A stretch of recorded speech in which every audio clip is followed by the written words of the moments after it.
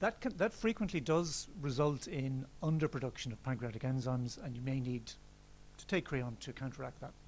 And that's probably a lot more common than people used to think, maybe even 10 years ago. So pancreatic insufficiency after a pancreatic resection might be one very good reason why you develop diarrhea. The other common scenario is if a large segment of the small bowel is taken out.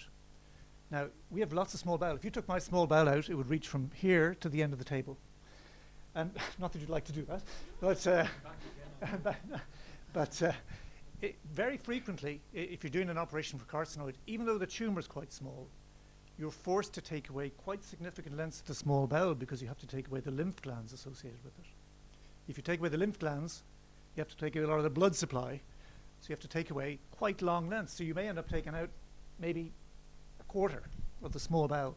That in itself can result in underabsorption of food, and that can result in diarrhea. And there are various medications that you can use to help counteract that. So that's just two reasons. The octreotide itself may contribute to diarrhea. So there can be lots of different reasons.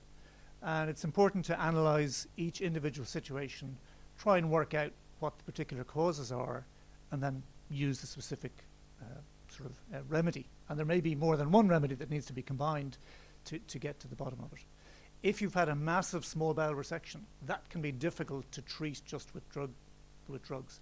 And it may just take a lot of time for the remaining bowel to adapt. And it does adapt, but it can take up to 2 years to finish that process. So it can be a slow old process after a big small bowel resection for the bowel to adapt enough for the diarrhea to become manageable.